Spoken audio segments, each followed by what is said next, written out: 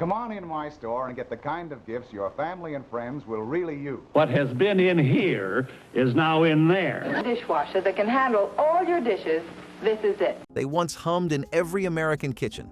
Now they sit buried in basements, their quiet disappearance never questioned. How did the everyday machines that built our childhoods vanish without anyone noticing? The Wedgewood stove was not just a kitchen appliance, it was the beating heart of the American home for decades.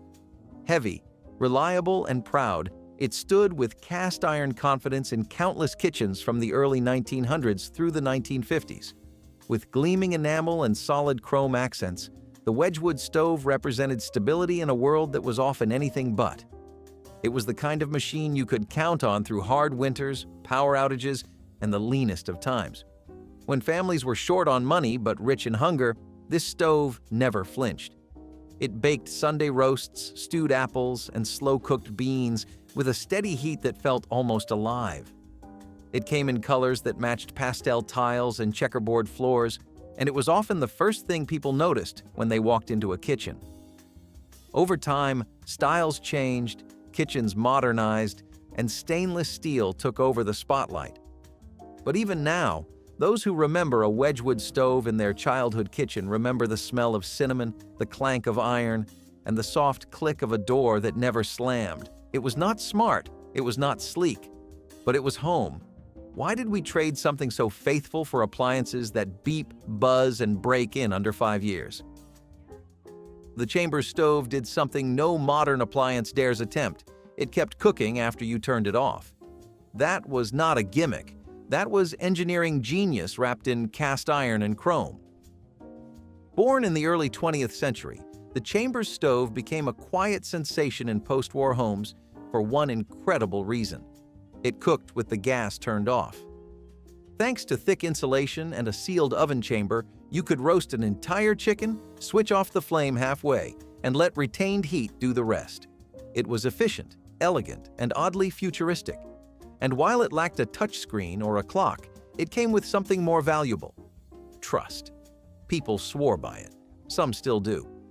The stove's signature thermowell let you slow-cook soups and stews deep inside a lidded metal pit while you handled the rest of your day. The burners had griddles built right in, and the oven door sealed tighter than a vault. It made people feel clever, like they were cooking smarter, not harder. But in the rush for newer, faster, shinier appliances, the Chambers was quietly pushed aside. Too heavy, too bulky, too slow. Or so we thought. Why did we stop believing that doing more with less was the smartest design of all? The O'Keefe and Merritt Aristocrat range was not just a stove, it was a throne. Towering over every other appliance in the room, this 734-pound marvel was the ultimate status symbol in post-war kitchens. It did not whisper innovation, it shouted it. With twin ovens, broilers, warming drawers, and a built-in timer clock, it looked like something from a science fiction movie, only real. Housewives of the 1940s and 1950s dreamed of owning one. Advertisements called it the Cadillac of kitchen ranges, and they were not exaggerating. You could roast a turkey, bake a pie, broil steaks, and warm dinner rolls at the same time. It was massive, yes, but that size came with function. Wide enamel cooktops offered space for every pot and pan. The dials were thick, confident, and satisfying to turn. It felt like driving a classic car, slow, powerful, and designed to last forever. But time moves fast. Kitchens shrank, stainless steel arrived, and the Aristocrat, once a dream, became too heavy, too large, too old-fashioned. Most were discarded during remodels, sold for scrap or left in garages like relics from a forgotten empire. But ask anyone who grew up with one, and they will tell you that stove made cooking feel like a ceremony. When did we decide that smaller meant better? The cold spot refrigerator was not just an appliance. It was the promise of a modern American life, humming quietly behind a steel door. Born in 1928 and sold by Sears for nearly 50 years, it was as dependable as it was beautiful. But in 1935, the cold spot became something extraordinary. That year, legendary designer Raymond Loewy transformed it into a sleek, curved monument to the future. Gone were the clunky bolts and exposed hinges. In their place, smooth lines, minimal handles, and a shape that looked more like a Cadillac fender than a food locker. It was the first refrigerator to look good in the spotlight, not just behind the scenes. Inside, it had adjustable shelves, crisper drawers, and butter compartments, all luxuries at the time. It was quiet, reliable, and built to last for decades. Families placed cherished leftovers in its embrace. Birthday cakes, cold fried chicken, pitchers of lemonade. This was where comfort lived. And yet, the Cold Spot's legacy faded as mass manufacturing favored cheaper materials and disposable models. The beauty disappeared. The silence was replaced with buzz and blinking lights, and the promise of forever was swapped for one-year warranties. When did we decide that cold convenience was more important than warm design? The Filco Predictor television looked like it belonged in a spaceship, not a living room. Its bold design, featuring a separate swivel screen perched atop a futuristic base, turned heads the moment it arrived in 1958. This was not just a television. This was the future. The Predictor came in a range of pastel colors, with names like Holiday and Pedestal. It was slim, sleek, and shockingly modern in a time when televisions still looked like wooden trunks. For the first time, you could turn the screen without moving the entire cabinet. It was clever. It was playful. It made you feel like tomorrow had already arrived. But the beauty came at a price. Technicians hated servicing it. Components wore out quickly. Still, families loved it. They gathered around it, cross-legged on shag rugs, watching black and white broadcasts with wide eyes. It made television magical. Not background noise, not distraction. Magic. But magic is fragile. And soon, newer sets with fewer quirks replaced it. The Predictor faded into memory, too strange for the mainstream, too delicate for time. Now it lives in vintage stores and collectors' basements, quietly glowing with nostalgia. How did the most visionary television of its era become a footnote in history? The Tease-Made was not just a novelty. It was a revolution in how mornings began. A combination alarm clock and tea maker, it became a fixture in British bedrooms and a curious but beloved import in mid-century American homes. Imagine waking to the gentle hiss of boiling water, the soft clink of porcelain, and the smell of fresh brewed tea wafting through the air before your feet ever touched the floor. The Tease-Made delivered this magic through simple but elegant engineering. A timer triggered the kettle. A mechanical arm poured the boiling water into a waiting teacup. No fumbling in the kitchen, no slamming drawers, just warmth and calm. Some models even included a gentle nightlight, glowing softly on your bedside table like a companion. It turned mornings into rituals. But rituals are easy to break. Coffee took over. Digital clocks became the norm. And the quiet grace of the Tease-Made was forgotten. Now it exists mostly in memories and dusty attics. But for those who used one, the association is immediate. Peace, intention. A morning that cared for you instead of demanded something from you. When did we trade thoughtful awakenings for jarring alarms and paper cups? The hand crank egg beater was a rite of passage. Long before mixers plugged into walls, children stood on stools beside their mothers, gripping the cool metal handle and turning the crank with both hands. The beaters would spin in a blur, blending sugar, eggs, and flour into the thick beginnings of birthday cakes and pancake batter. It was not efficient, but it was intimate. You felt the recipe coming together. Your arms grew sore, but your heart grew full. The egg beater did not make noise. It did not break. It did not ask for anything but effort. Every kitchen had one, usually tucked in a drawer next to the wooden spoons and measuring cups. Its clinking metal gears were as familiar as the smell of vanilla extract.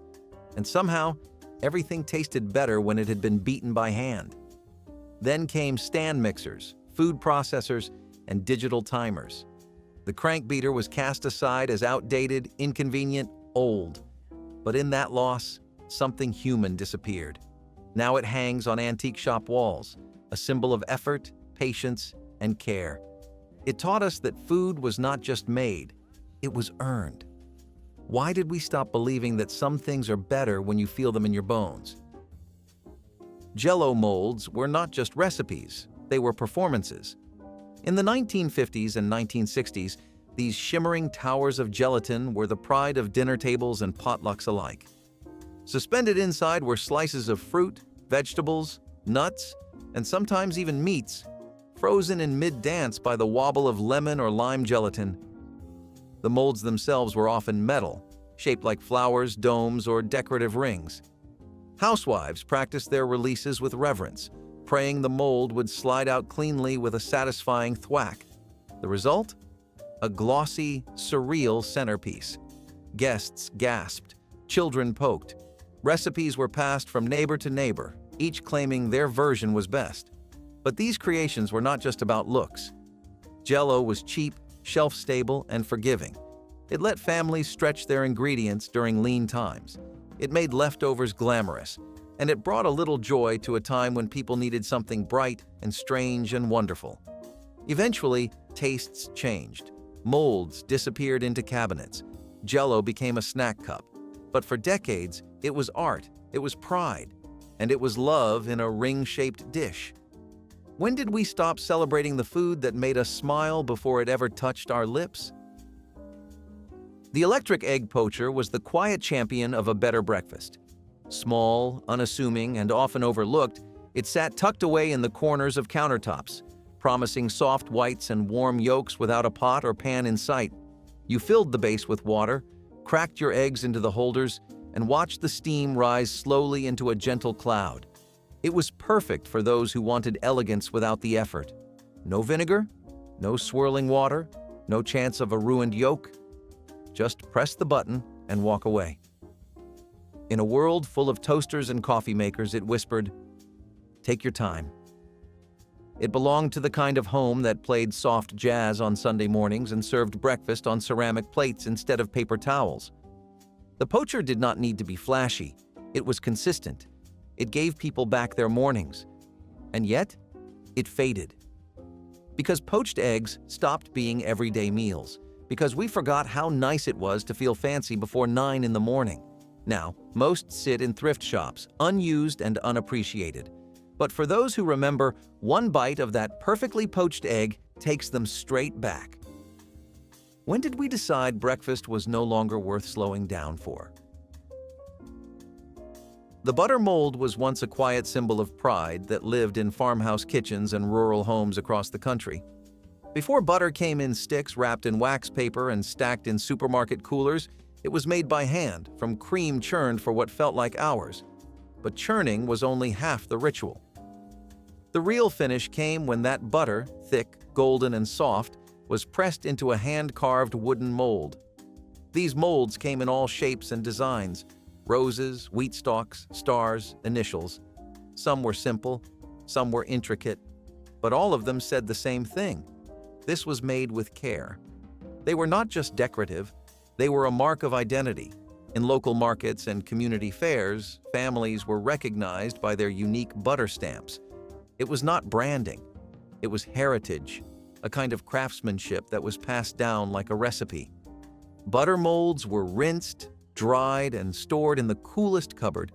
They were cleaned with a toothbrush, handled like treasure. Today, you will find them dusty on antique shelves, mistaken for cookie presses or quaint kitchen decor. But they were never just for show. They were the final touch to a process that took time, patience, and love. When did we stop honoring the beauty in what we used to make by hand? The hand-crank food mill was a quiet champion in kitchens before electric blenders buzzed their way into dominance. With its simple design, a bowl, a blade, a hand crank, and a strainer, it turned soft vegetables and fruits into smooth purees with nothing but elbow grease. It did not need a plug. It just needed patience. You would place tomatoes, apples, or potatoes inside, then turn the handle slowly. Seeds, skins, and lumps were separated out, leaving a velvety mash that tasted more honest than anything a blade spinning at 10,000 rotations per minute could produce. It was ideal for baby food, applesauce, mashed potatoes, and tomato paste. And when you used it, you were not just cooking, you were tending. You were shaping food into its gentlest form. You felt connected to the process. And maybe, just maybe, the food tasted better because you worked for it. As technology took over, the hand crank mill faded into storage, its quiet rhythm replaced by roaring motors and flashing lights.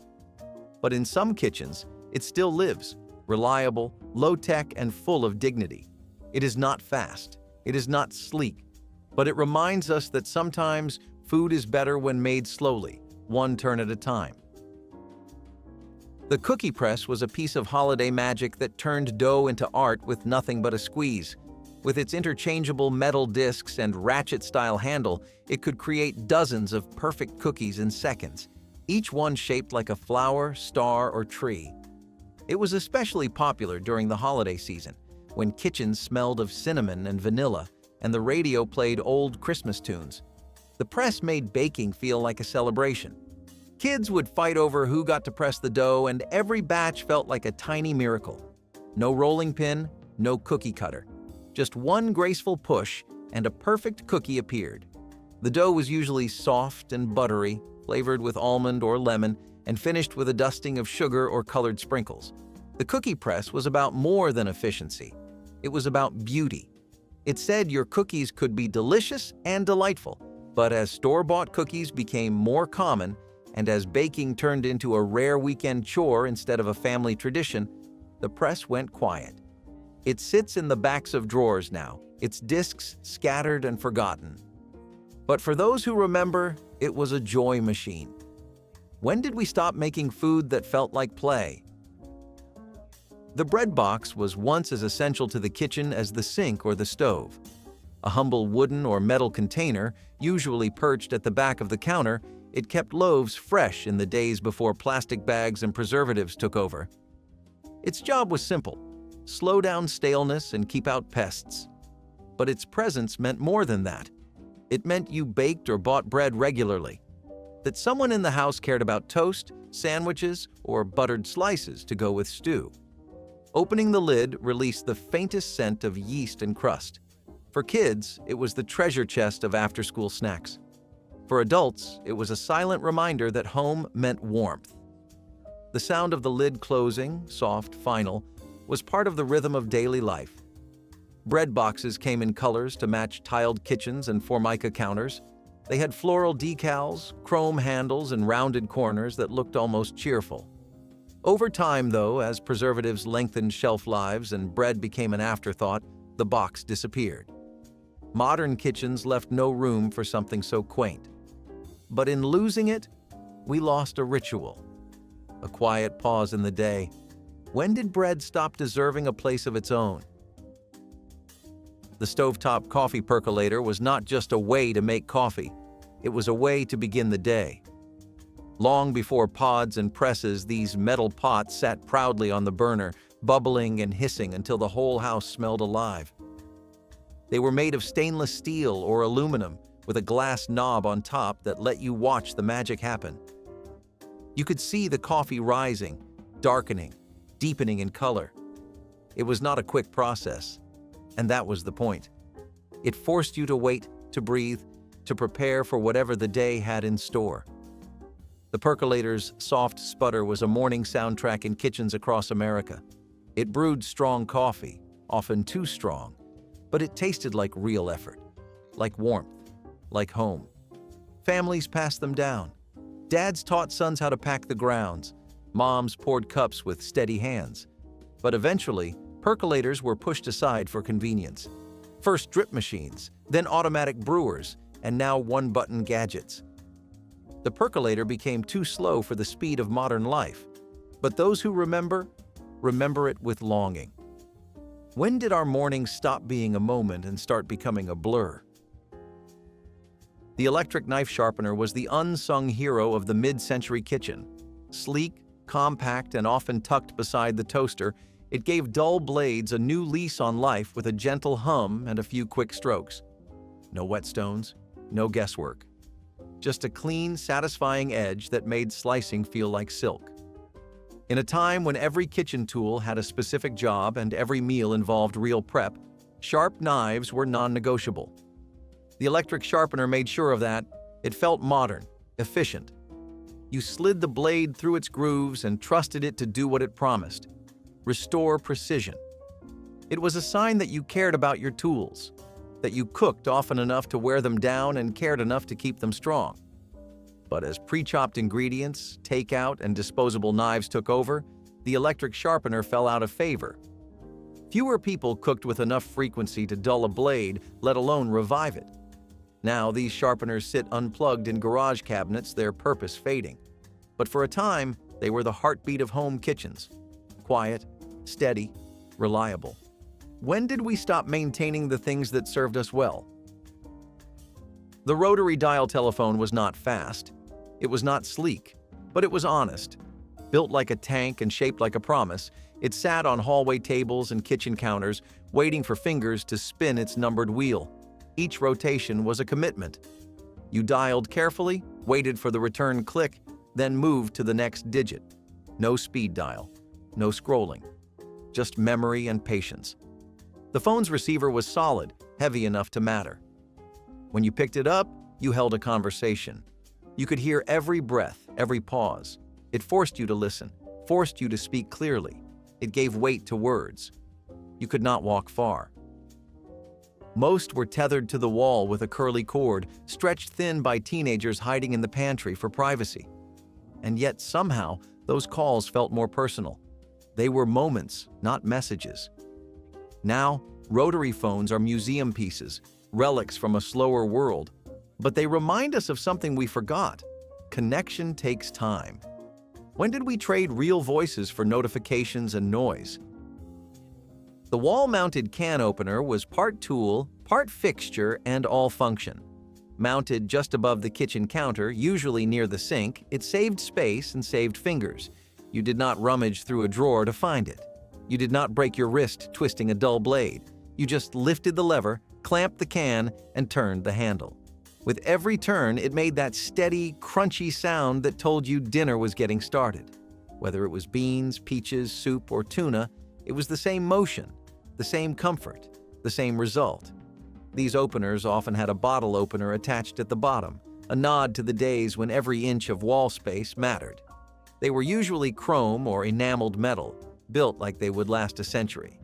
And some nearly have. But as handheld models improved and counter clutter became the enemy of modern design, the wall-mounted opener quietly disappeared. Now it hangs in a few nostalgic homes and vintage diners, silently remembering its glory days. When did convenience become more important than character? The toaster oven with a flip-top lid was a small marvel in a modest package. Long before air fryers and convection bake buttons, this simple appliance offered warmth, crispness, and control in one tidy unit. Instead of a front-opening door, its lid opened upward like a treasure chest. Inside, there was just enough space for a couple slices of toast, a leftover slice of pizza, or even a small casserole. It heated quickly, cleaned easily, and for small households, it was often the only oven needed. Its flip-top design was not just quirky, it was smart. It saved counter space and kept heat from escaping out the front, and it turned the act of toasting into a gentle ritual. You lifted the lid with care, watched the coils glow, and smelled the slow brown of bread or cheese. It was not flashy, it was dependable, but as kitchens filled with stainless steel and digital timers, the flip-top toaster oven was left behind. Now it is mostly a memory, faintly humming in the back of our minds with the scent of breakfast. When did appliances stop having charm? The manual ice crusher was the unsung hero of summer get-togethers and cocktail hours. Before refrigerators had built-in ice dispensers, and long before countertop nugget machines became a luxury, this little device turned cubes into snow with the twist of a crank. Mounted to the wall or clamped to the counter, it had metal teeth, a crank handle, and a clear bin to catch the crushed results. It made a satisfying crunch that said, "Something fun is coming." Whether it was for lemonade, snow cones, or an evening highball, the ice crusher made ordinary drinks feel like events. Kids loved using it. Adults loved what came after. and the cold, frosty clink of crushed ice in a glass became a small pleasure in a time when pleasures were simpler. As technology advanced, the manual crusher became unnecessary, then unwanted. But it left behind a memory of sunny afternoons, sticky hands, and cold lips on glass rims. When did we stop putting effort into our indulgences? The electric hot dog cooker was one of those strange but beloved novelties that made mid-century kitchens feel playful. Usually a small countertop appliance with metal prongs or a rolling grill, it let you cook hot dogs without boiling water or firing up a stove. You just plugged it in, dropped in the Franks, and waited for the sizzle. It was perfect for birthday parties, movie nights, and backyard dinners where the rain forced everyone inside. There was a kind of charm in how specific it was, an entire appliance built for a single food. But that was the joy of it. It did one job and it did it well. It made food feel like fun. It was part of the era that gave us fondue pots, JellO molds, and soda fountains. The electric hot dog cooker belonged to a time when kitchens were allowed to be a little silly. Today, it would be dismissed as impractical. But there was something beautiful in its dedication to joy.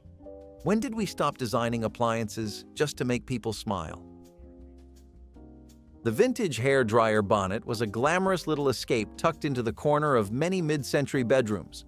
Unlike the heavy chrome monsters at the salon, this home version came in a neat plastic case, open like a suitcase, and had a long hose attached to a soft vinyl bonnet that fit snugly over your head.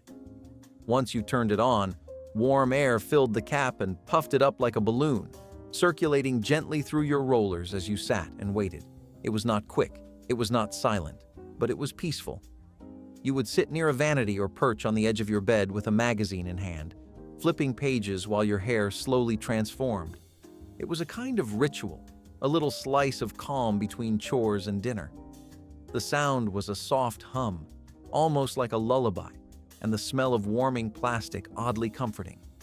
For many women, this was their time, their pause, their power. Eventually, handheld blow dryers took over, faster, louder, more efficient. But with that speed, the moment vanished. The Bonnet Dryer now lives in closets or thrift shops, deflated and forgotten. When did we stop making space for quiet beauty in our daily routines? The twin tub washing machine looked like something between a science experiment and a miniature car wash. With two separate basins, one for washing and one for rinsing, it required more than just pressing a button. You had to stay involved. Load the wash tub, let it agitate.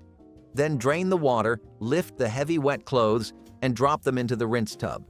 After that, you fed them through the wringer, two spinning rollers that pressed out excess water. It was work, wet, loud, and hands-on. But it felt like progress. For those who had grown up scrubbing clothes on washboards or boiling linens in kettles, the twin tub was liberation. It brought the laundry indoors. It let you multitask. It gave you time back, even if it was just a little. It became a common fixture in kitchens, porches, or utility rooms, humming away beside drying racks and baskets. Eventually, automatic machines made it obsolete, too clunky, too demanding, and yet, it had a charm, a rhythm, a sense of participation in the task. The twin tub made laundry something you did with your machine, not just inside it. Now, it is mostly remembered in black and white photos and childhood stories. When did we stop finding pride in doing something the long way?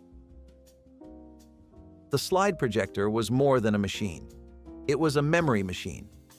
You would gather the family, dim the lights, pull down the creaky screen, and hear the soft clack of the carousel as each photo clicked into place. That sound, sharp, mechanical, certain, meant a story was coming. Grand Canyon sunsets, Christmas mornings, blurry beach vacations where no one looked at the camera. These were not filtered, not cropped. They were real. Sometimes out of focus, sometimes too dark, but they were yours. The projector's warm glow lit up living rooms like campfires. Kids sprawled out on shag carpets. Grown-ups chuckled at bad haircuts and closed eyes. Every image came with a commentary, a joke, a sigh. And while the machine itself was heavy, awkward, and finicky, it made memories feel big. important, worth gathering around. When digital albums arrived, the projector disappeared almost overnight. Slides were boxed, screens were folded, and the quiet ritual of remembering was replaced by swipes and likes. But for those who recall, the projector was a stage, a celebration, a way of saying, "This mattered."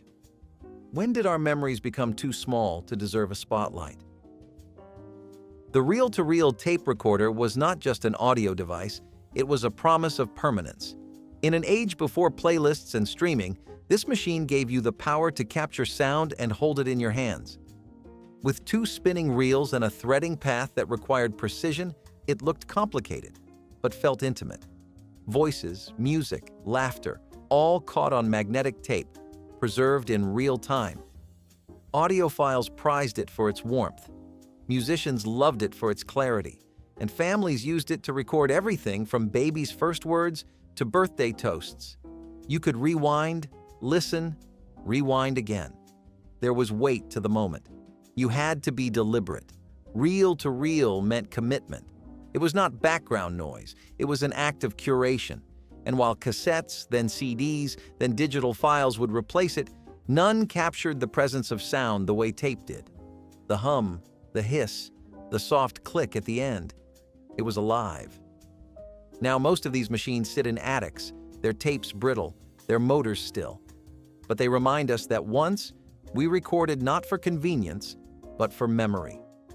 When did we stop preserving sound like it mattered? The electric frying pan, or electric skillet as it was often called, was the Swiss Army knife of the 20th century kitchen. Plug it in, set the dial, and it could fry, sauté, simmer, bake, or stew right there on the countertop. It gave you an extra burner when you needed one and complete temperature control your stovetop could not always deliver. For small apartments, church potlucks, or summertime dinners that avoided heating the whole house, it was essential. Its glass lid fogged up with promise. Chicken fried steaks, pancakes, cabbage and sausage. You could make an entire meal inside that simple pan. Families would pass them down like heirlooms. And somehow, the older ones, heavy, sturdy, built like tanks, just worked better. You would wipe them clean, coil up the cord, and tuck them under the cabinet until the next big meal. But as ranges got smarter and kitchens more crowded with trendy gadgets, the electric skillet started to look clunky, unnecessary. It faded, but its usefulness never left. It was quiet, reliable, and surprisingly versatile. In a world full of devices that promise too much and deliver too little, this one always delivered. When did we forget that simple tools make the best meals? It looked like a cabinet, just a little rectangle in the wall with a tiny knob. But open it up and suddenly you had an ironing board swinging down like a Murphy bed for your clothes. Fold-out ironing boards in the wall were the peak of space-saving genius. These things were especially popular in mid-century homes, when every inch of space had to count. The board folded out flat, usually right next to the laundry area or inside the kitchen pantry. You did not have to drag a heavy metal contraption from the closet. Just pop it open, plug in the iron, and get to work. Some even had a tiny shelf or built-in plug to hold the iron itself, along with a little light above the board. Now that was fancy. Housewives adored these because they made chores quicker. And let's face it, they just looked slick. Like the house was in on the secret with you. Eventually, though, as trends moved toward larger laundry rooms and portable everything, these ironing stations disappeared. But for the folks who grew up with one, there is a real nostalgia there. It was like opening a secret door into domestic life. Now, speaking of secret doors, the next one was not about cleaning your shirt. It was about making sure your closet smelled like the forest. If you were a kid in the 1970s and you did not have a gas-powered minibike, were you even really living? These things were like pocket-sized motorcycles. No license required, no helmets expected, and no real supervision in sight. You would see kids as young as 10 zipping down sidewalks, through alleyways, and even across busy intersections, acting like they were in some kind of stunt show. The engines were loud, the brakes were questionable, and the safety gear was usually just a baseball cap. But nobody really cared. Parents would wave from the porch and tell them to be home by dinner. And the best part? These bikes were cheap enough that a few months of lawn mowing or paper routes could get you one. Police might stop and give a warning, but more often than not, they would just shrug and let you ride. It was pure chaos disguised as childhood freedom. Today, if you so much as start one of these in a neighborhood, someone is calling the authorities before you hit second gear. But back then, it was just how kids got around. Now imagine that same freedom, but with full-grown adults riding choppers that looked more like medieval jousting weapons than actual motorcycles. Taping songs off the radio was a sacred mission. You would sit for hours next to your boombox, finger hovering over the record button, praying that the next song would be the one. And when it was, you had one shot to catch it clean, no static, no interruptions, and above all, no DJ talking over the intro. But of course, they always did. The opening notes would hit, your heart would race, and just as you hit record, that was the latest from Madonna. Coming up next, we've got... And just like that, your perfect mixtape moment was ruined. You would yell at the radio like the DJ could hear you. Why? Why do you do this to me? It was a battle of timing and nerves. Some kids got sneaky and recorded during the night shift when the hosts were quieter. Others became masters of timing, predicting when the chorus would drop, when the ad break would hit. It took real skill. And even if you missed a few seconds of the intro, you still labeled the tape like it was gold. You were not just building a playlist, you were capturing a moment. Free music, sure, but earned through effort, patience, and pure willpower. And if you were serious about your song collection, you were not stopping at one track. You were building an entire soundscape, one emotional banger at a time. Phones in the 1970s were not private, not even close. They had cords, long spiral ones that stretched down hallways, wrapped around doors, and somehow always ended up tangled. Every house had one line, maybe two if you were fancy. That meant when the phone rang, it was anyone's guess who would answer and who would listen. If you were a kid trying to call a friend, you had to pass through a gauntlet of parents and siblings just to get 5 minutes of conversation. And if you were a teenager, good luck. Eavesdropping was practically a sport. Someone would quietly pick up another receiver and breathe like a horror movie villain. You would hear that subtle click and knew you were not alone. Get off the phone became a daily soundtrack, and heaven help you if someone else needed the line. I'm expecting a call meant you had to wrap it up, no matter what life-changing gossip you were in the middle of. There was no voicemail, no caller ID. If you missed a call, it was just gone. But if you wanted real independence as a kid, you had to earn it. And for many, that meant waking up while it was still dark, grabbing a heavy canvas bag and heading out into the cold. That was thanks to ceiling-mounted radio speakers, built-in audio systems that piped mono sound into every room of the house. They were a mid-century dream, a touch of Jetsons-style modernity, long before smart homes were even an idea. The radio unit was usually installed in the kitchen or living room, with a big dial and a few large buttons. You could pick a station, adjust the volume, and suddenly, the whole house was in sync. Of course, these systems had limitations. There was no surround sound, no playlists, just whatever the station was playing that day. But at the time, that was luxury. It was like the house had a voice. Eventually, stereo systems, boomboxes, and personal devices replaced the need. But if you ever stood under one of those tinny speakers and listened to Glenn Miller on a crackly station, you knew you were living in the future. Speaking of visions of the future, what about a bathroom that was all one color? Choppers in the 1970s were not just bikes, they were statements, and the louder and longer the fork, the bolder the message. You would see motorcycles with 6-foot extended forks cruising down the highway like something out of a comic book. These things had no front brakes, almost no suspension, and about as much handling control as a brick on roller skates. But nobody cared. They looked cool. And back then, looking cool was more important than stopping safely. Builders would chop down factory models, stretch out the frames, and slap on as much chrome as humanly possible. The longer it looked, the better. Riding one meant you had guts, or just no fear of potholes. Amazingly, these were all street legal. You could register a motorcycle with modifications that today would not make it past a parking lot inspection. There were no federal mandates on motorcycle geometry or braking systems. If it ran, it rode. Eventually, the law caught up, and these extreme builds got shut down by new regulations. But at the time, choppers were everywhere, from biker rallies to small-town roads, rolling art with no regard for physics. If you think that sounds wild, wait until you picture someone doing their weekly grocery run on a riding lawnmower. You had not lived until you beat the Oregon Trail without dying of dysentery.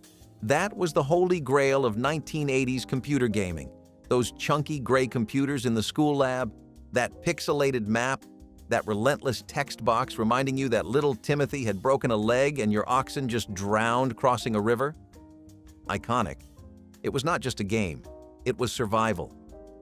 You learned real-life lessons in that pixel wilderness, like how much meat you could carry back from a hunt, not much, or why you should never try to ford a river without thinking it through. And somehow, we were totally into it. The green and black graphics, the clunky keyboard, the fact that it felt like schoolwork but kind of fun. You would all huddle around one screen, a group of 5 kids making group decisions like mini pioneers, and somehow it felt like the fate of your wagon family actually mattered. It was your first taste of choices in gaming, your first little moral dilemmas. Do you trade clothing for bullets? Do you rest for 2 days? Or do you push on and risk everyone freezing to death? Still, once the school bell rang, it was game over. And if you wanted to know what was playing in theaters that weekend, you did not Google it. You picked up the phone. Paper routes were the ultimate crash course in growing up. It was not just a side gig. It was a rite of passage. You would get up before the sun, sometimes before your parents were even awake, pull on your jacket, and head out with that thick canvas shoulder bag that nearly dragged on the ground. The newspapers were heavy, especially on Sundays. You would roll and rubber band them the night before or as you went, if you were brave. There was a rhythm to it. Walking house to house, tossing them just right so they landed near the door but not in the bushes. You knew which neighbors tipped, which ones complained, and which ones pretended they were not home when it came time to collect. And that was the part no one warned you about, the collection. You had to knock on doors, smile politely, and ask for your money. It was awkward. It was humbling. But it made you feel grown. You earned something. And if you saved up enough, you could finally buy that thing you had been eyeing for months. A new bike, a radio, or maybe a toy. But not just any toy. We are talking about the weirdest, creepiest, most unforgettable toy of the era. One with disguises, glue-on features, and a face you could never forget. Let's talk about Hugo, man of 1,000 faces. Once upon a time, you did not just decorate your bathroom, you committed to it. We are talking full-color, floor-to-ceiling, single-shade devotion. Pastel pink, mint green, baby blue, or the ever-famous avocado, these were the color-coordinated bathroom suites of the 1950s through the 1970s. And when we say coordinated, we mean everything. The toilet, the tub, the sink, the tile, sometimes even the toilet paper, matched like a showroom display. First Lady Mamie Eisenhower helped popularize the trend with what people dubbed Mamie Pink. Entire homes were built with these candy-colored palettes baked into their bones. But of course, color trends change. What once looked stylish and luxurious now feels a bit like stepping into a cartoon. As minimalism took hold in the 1990s and 2000s, bold bathroom hues were slowly wiped away, replaced by whites, grays, and beige. Still, those vivid bathroom suites had a kind of joy to them. They made you feel something, even if that something was confusion. And if the color did not impress you, the next home feature definitely would, especially if you ever hated carrying a heavy laundry basket down the stairs. Believe it or not, in the 1970s, it was possible to drive a brand new vehicle or a custom-built kit car without windshield wipers or washers. Some models, especially custom or minimalist designs, just left them out entirely. It sounds impossible today, but at the time, they were not always considered essential safety equipment. Builders prioritized style and speed over visibility and common sense. You might see a slick fiberglass roadster with chrome finishes and not a single way to clean the windshield. Drivers would keep a rag on the dashboard and physically wipe the glass at stoplights, assuming they did not just lean out the window and squint through the rain. There were even people who used Rain X or wax to repel water and called it a solution. Inspectors? Barely existed in some states. Wiper blades were seen as optional for sunny day cruisers, and if you were unlucky enough to hit a downpour, well, you just pulled over and waited it out.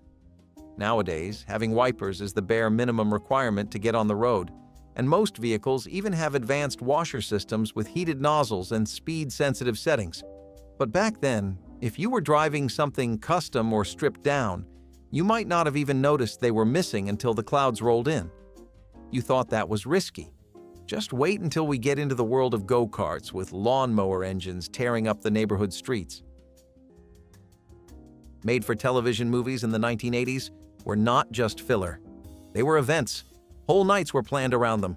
When that promo would come on, this Sunday, only on ABC, you would perk up, lean in, and make mental notes to not miss it. This was before DVR, before pause buttons. You missed it? You missed it. These movies had titles like The Day After, V, The Final Battle, or The Ewok Adventure. Some were tearjerkers, some were thrillers, some were straight-up terrifying, and they had you glued to the screen, wondering how they managed to squeeze so much drama into 2 hours. Plus, commercials. Families would make popcorn, dim the lights, and treat it like it was an actual premiere. You watched it live together, and you talked about it the next day at school, because chances were everyone saw it too. They hit different. The music, the narration, even that grainy picture, it all added to the mood. You were not just watching, you were part of something. And right in the middle of those movies came the strange intermissions, ones that could go from innocent to haunting in 5 seconds flat. You knew a toy was unforgettable when it lingered in your dreams, or maybe your nightmares. Hugo, Man of 1,000 Faces, was that toy. It was not soft or cuddly. It was a bald, plastic, mannequin-style head with eyes that seemed a little too real. And you could change its face. No, really. You got this kit full of rubbery noses, scars, mustaches, eyebrows, eye patches, and even glasses to transform Hugo into anything from a movie villain to a Cold War spy. You applied the features with a kind of glue stick that felt halfway between a craft tool and something out of a mad scientist's lab. This was not a toy you brought to bed with you.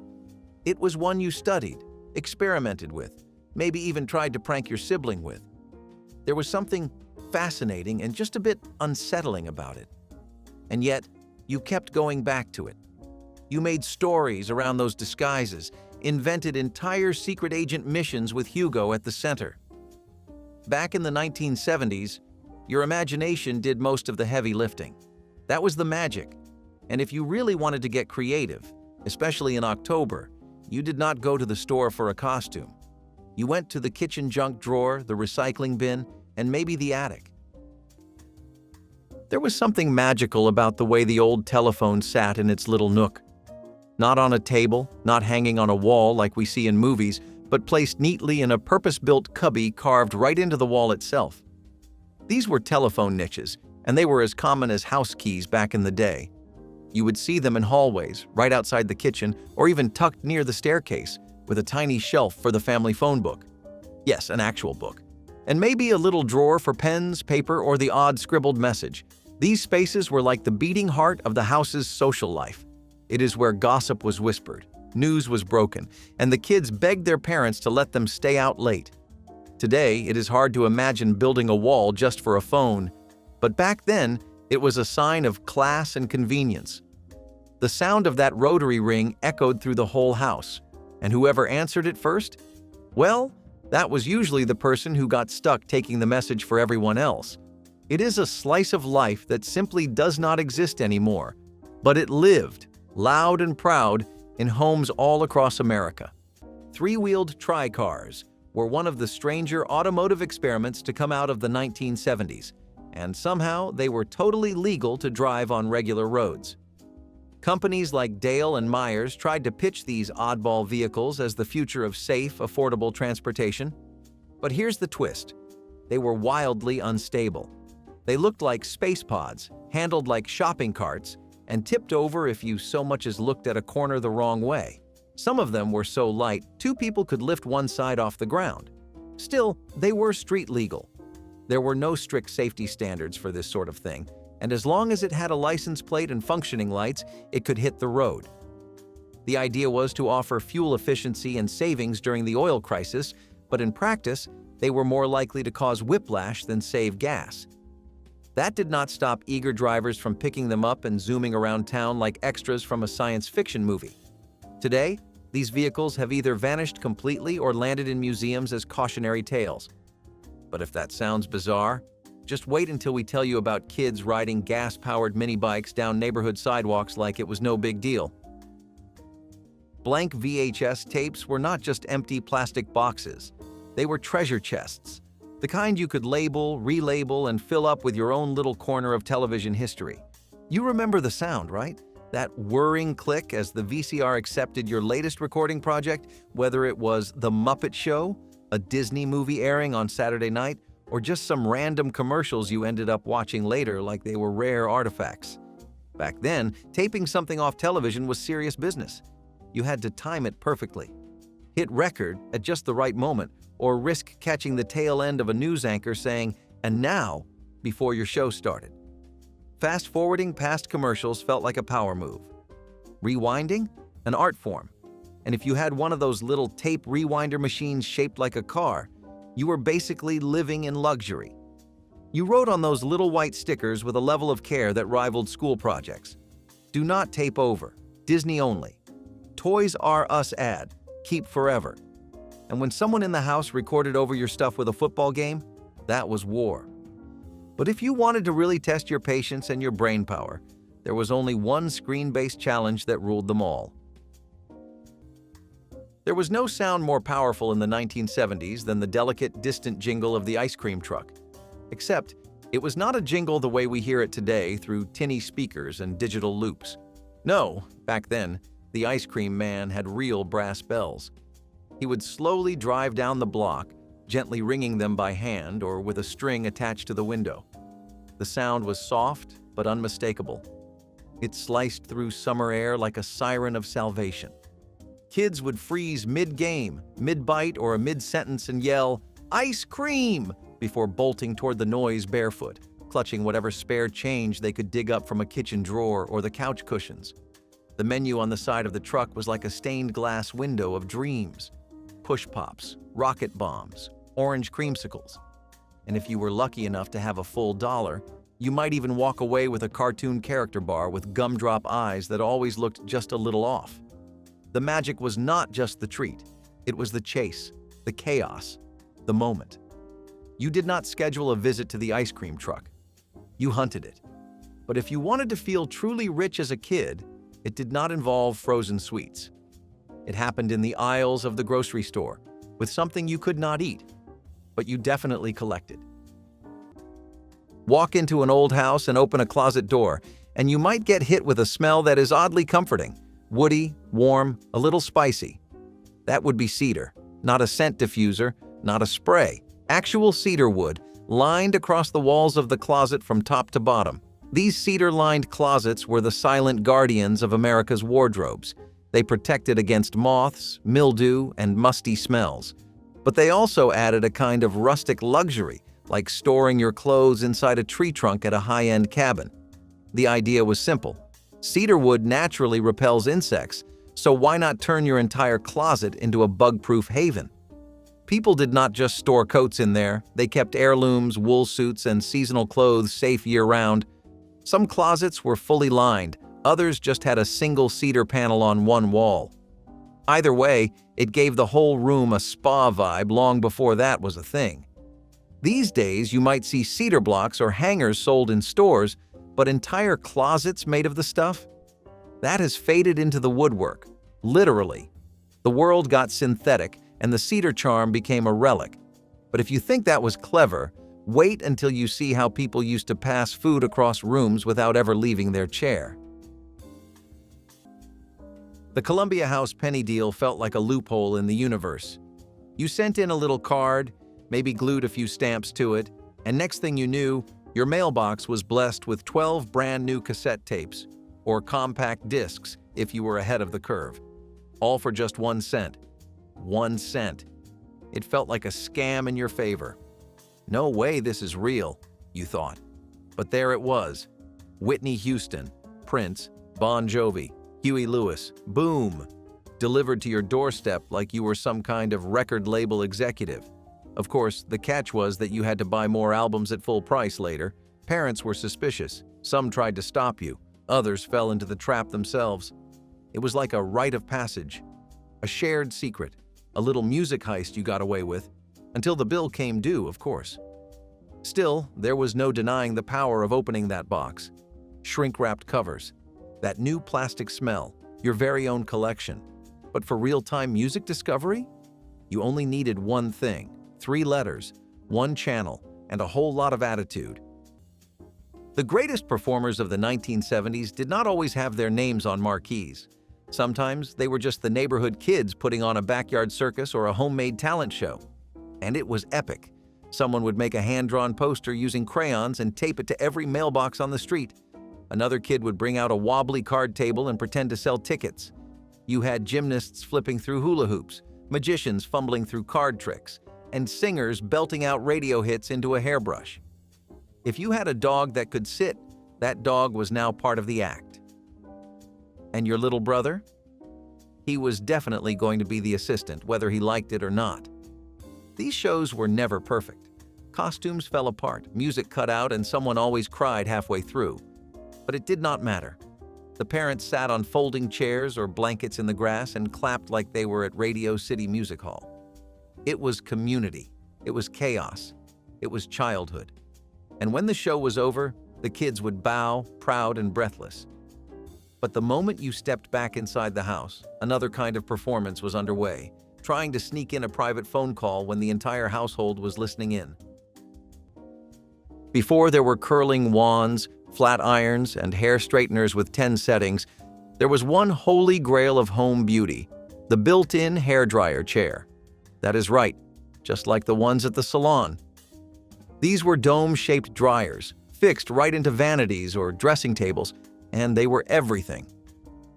Sit down, flip a switch, and suddenly your head was enveloped in a low hum of warm air. These machines were especially popular in the 1950s and 1960s when hairstyles like the beehive or the bouffant required serious volume and serious time. The dryers were sleek, futuristic, and a little noisy, but they got the job done. Housewives would sit under them while flipping through magazines, sipping coffee, or catching up on the neighborhood gossip. Some units were even foldable, tucking away neatly when not in use. Today, we think of beauty appliances as portable and handheld. But back then, hair care was an event, and the home adapted accordingly. These built-in dryer chairs turned the average bathroom into a personal beauty parlor. Sadly, they went the way of Aquanet and home perms. But speaking of gossip, let us head into the hallway because the next stop is where stories were shared, secrets were spilled, and teenage hearts skipped a beat. In the 1970s, tourist towns across America fell in love with the exotic charm of tuk-tuks and rickshaws, those little 3-wheeled wonders that looked more at home in Bangkok than on a beachfront boulevard in Florida. But there they were, buzzing around like mosquito-sized taxis, legally driving alongside full-sized cars and trucks. Some were imported directly from Asia. Others were homemade contraptions cobbled together in backyard sheds using scooter engines and whatever metal scraps were lying around. They barely had suspension. Their top speed was a hopeful 25 miles per hour, and turning corners felt like rolling dice. But city officials thought they were charming, tourists loved them, and for a brief moment, they were as American as funnel cake. You could drive one of these with nothing more than a regular driver's license and a little bit of nerve. No airbags, no crumple zones, no real doors, and sometimes no roof either. They were part carnival ride, part cab, and somehow fully legal. Eventually, rising safety concerns and tighter import regulations shut them down on public streets, pushing them into novelty rides at festivals or private events. Still, for a while, you really could get picked up from your hotel in a Tuk Tuk. And if that sounds sketchy, imagine cruising through a rainstorm in a car that did not even come with windshield wipers. If one of these brings back a memory, tell us in the comments. And if you want more stories like this, give us a like and hit subscribe so you do not miss the next one.